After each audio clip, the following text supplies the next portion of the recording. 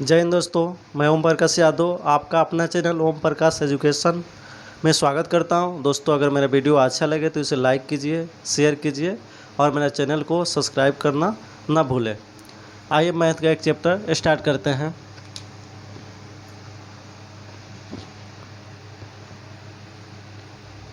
द्विघात समीकरण।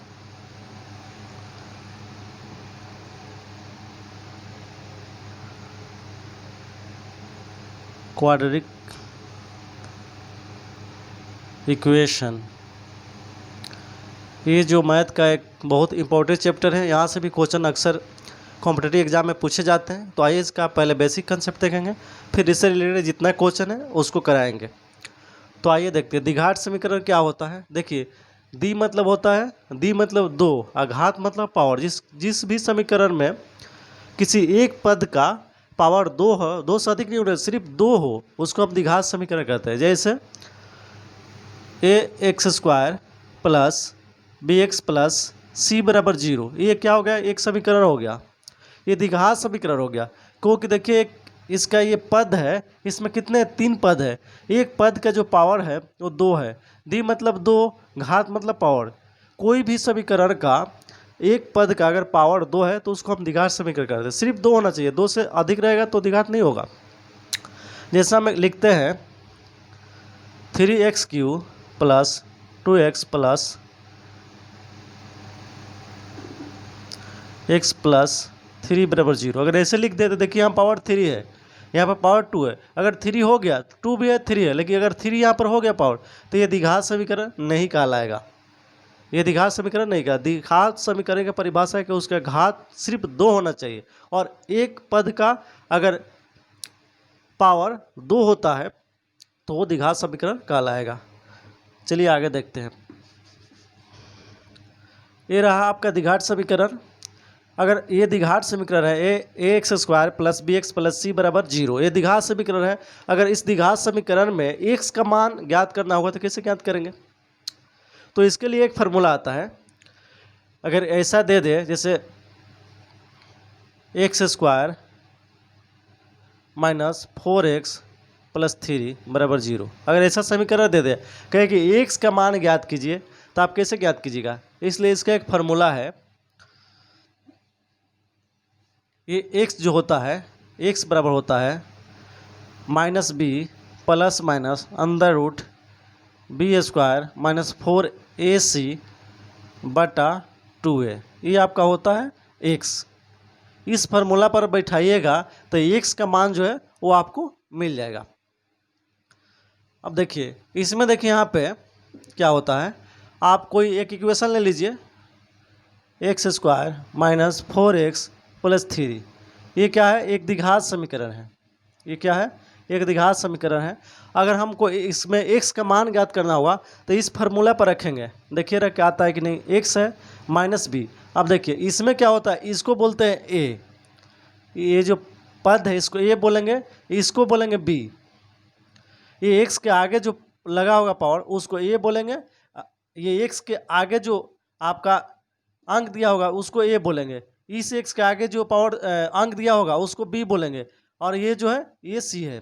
हो सकता है कि ऐसे लिख ले x² प्लस 3 माइनस 4x बराबर 0, तब आपको इसको यहाँ पर 1 छिपा रहता है लेकिन 1 शो नहीं करता है, तो यहाँ पर a जो हो जाएगा ये 1 हो जाएगा, ये b नहीं, ये b होगा।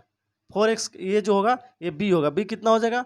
-4, और a कितना हो जाएगा? यहाँ पर 1 हो जाएगा, और c कितना हो जाएगा? ये 3 हो जाएगा।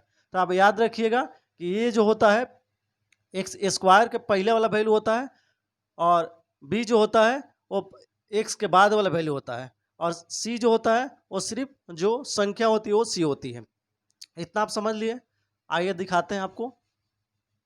देखिए यहाँ इसमें हमको x का मान ज्ञात करना है। यहाँ पर x का मान क्या रखेंगे कि पूरे इक्वेशन जो होगा वो 0 के बराबर हो जाए। तो चलिए इस पर रख के देखते हैं। माइनस b, तो माइनस, ये माइनस हो गया, माइनस पहले से है, और एक -4 लिखा हुआ था, -4 लिख दिया यहाँ पे, और plus minus under root b², यही b है, -4, ये हो गया आपका, ये b हो जाता है, ये b, और ये जो होता है c होता है। यहाँ पर एक मान लेते हैं कुछ नहीं रहता है तो a, तो बी स्क्वायर यानी -4 के कीजिएगा, फिर -4 गुणे ए मतलब 1 मान लेते हैं, और सी मतलब ये 3 हो गया, बटा 2 गुणे ए मतलब हो गया 1। अब देखिए इसको, ये माइनस है, माइनस माइनस प्लस 4 हो जाएगा, फिर आपको प्लस माइनस ये आपका हो जाएगा 4 का स्क्वायर कीजिएगा तो 4 चौका 16 हो जाएगा। कभी भी -4 गुणे -4 करते हैं तो ये माइनस माइनस प्लस हो जाता है, 4 चौका 16 हो जाएगा, तो यहाँ पर 16 हो गया, -4 3 12 बटा 2, 2 में 1 से गुणा कीजिए तो 2 आएगा, फिर आपको हो गया 4, ये प्लस नहीं लिखते आगे में, प्लस माइनस ये 16 में से 12 जाएगा तो अंदर रूट 4 आएगा, अंदर रूट 4 बटा 2। अब आ गया 4 प्लस माइनस ये 4 होगा 2 हो जाएगा, यहाँ पर 2 हो जाएगा। अब देखिए ये 2 पार्ट में लिखाएगा, एक पार्ट जो होगा एक बार लिखेंगे इसको 4 बटा,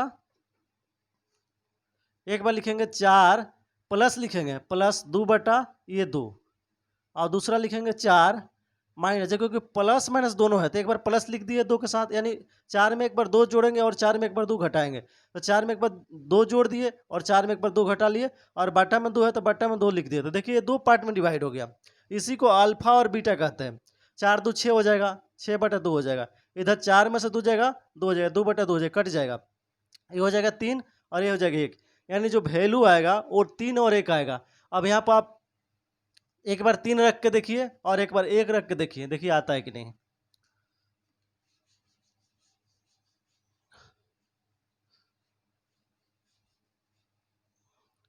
हमारा जो वैल्यू आ गया वो आ गया 3 और 1 आया है, तो चलिए हम इक्वेशन पर रख के देखते हैं।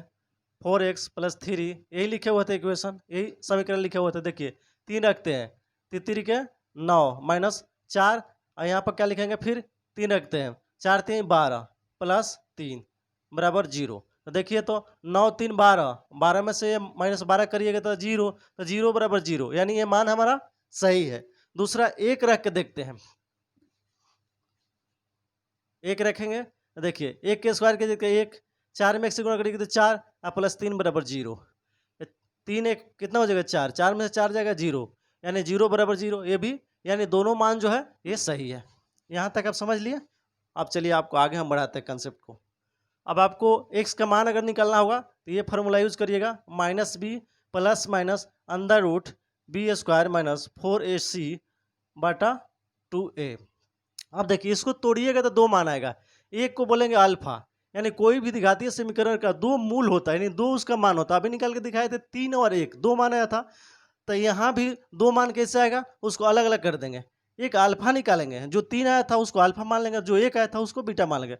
अल्फा हो जाएगा -b प्लस √b² - 4ac बटा 2a हो गया, एक हो गया मान। दूसरा का मान कैसे निकालें, क्योंकि कोई भी द्विघात समीकरण का 2 वैल्यू आएगा। तो अभी हम निकाल के दिखाया था आपको 3 और 1 आया था, तो इस पर रखिएगा तो 3 आएगा, और इस पर रखिएगा तो आपका -b -√b² - 4ac बटा 2, इस पर रखिएगा तो यहाँ हम रखते तो 3 आता, यहाँ पर रखते तो 1 आता, जो अभी ये आपका इस x² - 4x + 3 बराबर 0, इसमें x का मान निकाले हम, 3 और 1 आया, तो यही इस पर रखिएगा, इस फार्मूला पर अल्फा पर अल्फा वाला इसमें मान पुट करिएगा तो 3 आएगा, और इसमें पुट करिएगा तो 1 आएगा, ये 3 और 1, इसीलिए ये जो है 2 पार्ट में डिवाइड हो जाता है। यानी किसी भी द्विघात समीकरण का x का मान निकालना होगा तो -b प्लस में √b² - 4ac बटा 2a होगा। अगर अल्फा का इसमें, यानी देखिए प्लस माइनस यहाँ पर 2 छिपा हुआ है, यहाँ पर अल्फा बीटा छिपा हुआ था, अल्फा हो गया प्लस, ये प्लस वाला एक बार लिख दिए, 1 -b प्लस ले लिए, √b² - 4ac बटा 2a, एक बार ये प्लस ले लिए और एक बार यहाँ पर ये माइनस ले लिए, 2a हो गया। तो ये फार्मूला आपको याद होना चाहिए पूरी तरह से। आगे चलिए देखते हैं। अगर पूछेगा कि किसी भी द्विघात समीकरण के कितने मूल होते हैं, तो 2 मूल होते हैं।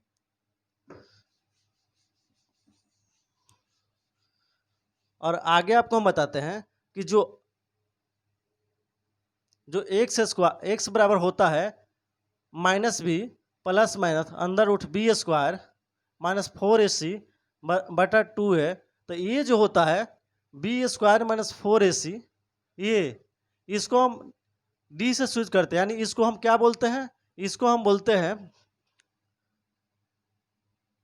विवेचक, इसको विवेचक या विविधकर बोलते हैं। इसको ये b² माइनस 4ac को पूछेगा कि क्या बोला जाता है, तो इसको हम क्या बोलेंगे, विवेचक बोलेंगे या विविधकर बोलेंगे, या इसको हम d से सूचित करते हैं, यानी लिखते हैं d बराबर b² माइनस 4ac लिखते हैं। d से इसको सूचित करते हैं, इसको d से सूचित करते हैं, और d का मतलब होता है डिस्क्रिमिनेंट, इसी को हिंदी में विवेचक या विविधकर बोलते हैं। तो आप याद रखिएगा कि d बराबर होता है b² 4ac, जिसको जो d है इसका मतलब होता है डिस्क्रिमिनेंट, यानी विवेचक या विविधकर इसको बोलते हैं, ये नाम रखा गया है। अब देखिए, अब क्या करेंगे हम, जब d बराबर हम मान लिए b² माइनस 4ac, इसी को बोलते हैं डिस्क्रिमिनेंट या विविधकर या विवेचक।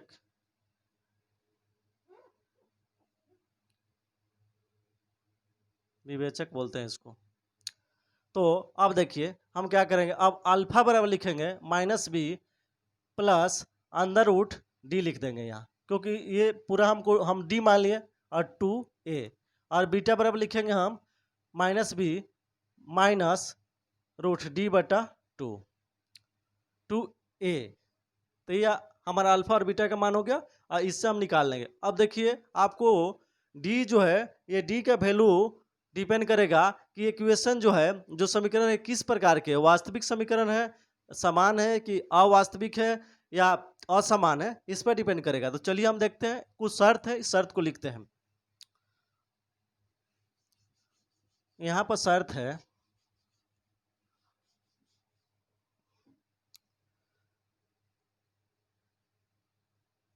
लिख लीजिए, मूलों की प्रकृति, कोई समीकरण है उसका जो मान आएगा उसकी प्रकृति कैसी होगी, वो संख्या जो आएगा, जो वैल्यू आएगा, जब अभी 3 1 आया, वो कैसा होगा, वास्तविक होगा कि काल्पनिक होगा, कैसा होगा। तो देखिए मूलों की प्रकृति जो है वो d पर डिपेंड करती है, यानी विवेचक पर, विवेचक या विविधकर या डिस्क्रिमिनेंट पर निर्भर करती है। कई बार क्वेश्चन पूछ सकता है कि मूलों की प्रकृति किस पर डिपेंड करती है, तो आप याद रखिए विवेचक, विविधकर या डिस्क्रिमिनेंट, यानी डी पर डिपेंड करती है। यदि डी बराबर 0 हो, डी के मतलब हो गया आपको यही b² माइनस 4ac, डी मतलब ये होगा। इसका मान जब निकालिएगा, यहाँ b रखिएगा, यहाँ पर ac रखिएगा, जो मान निकालिएगा, अगर d यानी इसका मान अगर 0 आ जाएगा, तो मूल जो होगा, मूल वास्तविक होगा,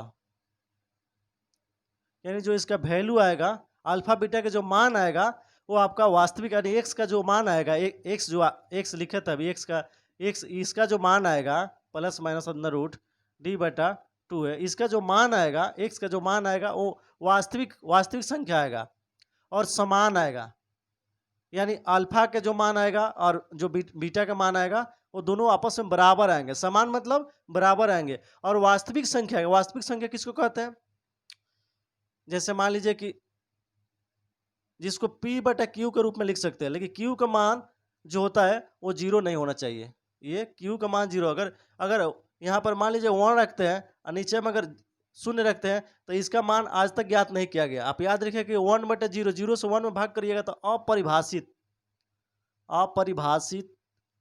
यानी इसको आज तक मतलब किसी वैज्ञानिक ने नहीं बताया कि अगर किसी संख्या में 0 से भाग देंगे तो क्या आएगा। हाँ, अगर अगर 0 से 1 में हम भाग करेंगे तो 0 आ जाएगा, लेकिन 1 से 0 में भाग करेंगे तो क्या आएगा? अपरिभाषित। इसका आज तक लिए परिभाषित इसको नहीं किया गया है, ये अभी आज तक अपरिभाषित है, इस पर अभी सर्च चल रहा है क्यों क्या आएगा। तो आपको हम बता दिए कि वास्तविक संख्या आएगा, एक्स का मान जो आएगा यानी अल्फा बीटा का जो मान आएगा वो वास्तविक आएगा। वास्तविक मतलब जो जिसको पी बटा क्यू के रूप में लिख सके, जैसे 1 आएगा, 2 आएगा, 3 आएगा, 4 आएगा, 5 आएगा, 6 आएगा, या रूट 25 आएगा, रूट 16 आएगा, माइनस रूट 25 आएगा। ये जितने मान है वास्तविक होते हैं, जिसको बाटा के रूप में लिख सकते हैं। वास्तविक संख्या उसको कहते हैं जिसे पी बटा क्यू के रूप में लिख सकते हैं, लेकिन क्यू का मान जो है, क्यू का मान 0 नहीं होना चाहिए, और जिसको रूट के रूप में लिख सकते हैं वो वास्तविक संख्या है। कुछ भी लिखिए लेकिन अंदर में माइनस नहीं होना चाहिए। तो आपको पता हो गया कि यदि d बराबर 0 है तो मूल जो वास्तविक होगा समान होगा।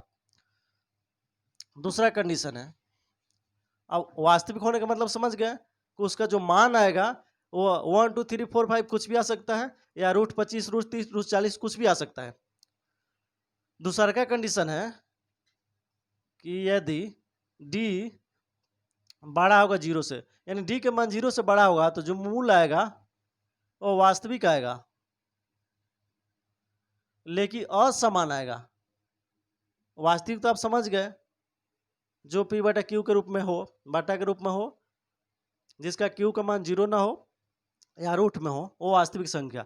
समान समझ गए कि अल्फा और बीटा दोनों का मान जो समान आएगा, लेकिन यहाँ पर अल्फा का मान निकालिएगा और बीटा का मान निकालिएगा तो दोनों असमान आएगा, यानी अलग अलग आएगा। और इसमें अगर d बराबर 0 आएगा तो मूल जो हो वास्तविक आएगा, समान आएगा, यानी अल्फा का मान अगर 3 आ रहा है तो बीटा का मान 3 आएगा, अल्फा का मान 4 आ रहा है तो बीटा का मान 4 आएगा, यानी अल्फा का मान 0 है तो बीटा का मान भी 0 आएगा। समान मतलब यही, अगर डी रख कर निकालिएगा, डी अगर 0 होगा तो, लेकिन डी बड़ा होगा 0 से तो वास्तविक असमान होगा, यानी अल्फा का मान 2 आएगा तो बीटा का 3 आएगा। जैसे अभी आपको हम निकाल के दिखाए थे x square minus 4x plus 3 का मान क्या आया था, एक अल्फा का 3 आया था और बीटा का 1 आया था।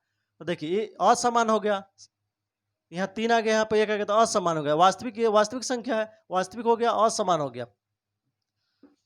उसी तरह आगे सी तीसरा कंडीशन है, यदि डी यानी डी का मान है यहाँ पर ग्रेटर देन, यानी डी ग्रेटर देन 0, 0 से डी का मान बड़ा होना चाहिए। यहाँ डी का मान बराबर होना चाहिए 0 के, तो मूल वास्तविक आएगा, समान आएगा। यहाँ डी का मान 0 से बड़ा होना चाहिए तो मूल जो वास्तविक असमान आएगा, अलग अलग आएगा मान। लेकिन डी का मान अगर 0, डी का मान छोटा आ गया, डी का मान जो है 0 से छोटा आ गया, 0 से छोटा कैसे, अगर डी का मान -1 आ गया, -2 आ गया, -3 आ गया, या -25 -30, ये क्या है, ये सब, यानी डी का मान 0 से छोटा, अगर 0 से छोटा आएगा तो मूल जो होगा वो काल्पनिक होगा।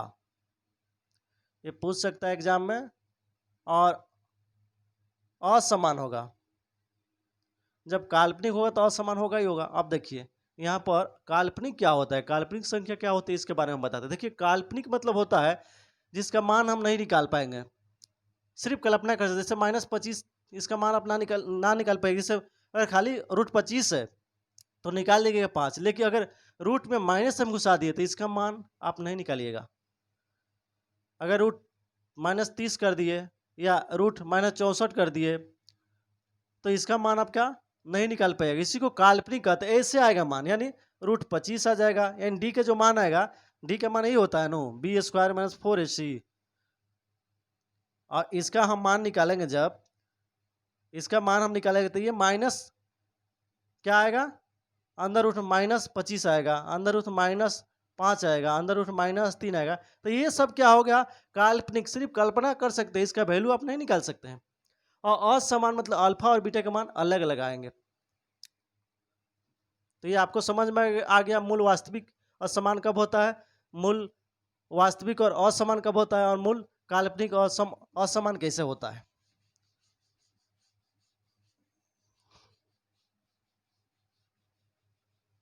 आप देखिए, आपको पता है कि द्विघात समीकरण के दो मूल होते हैं।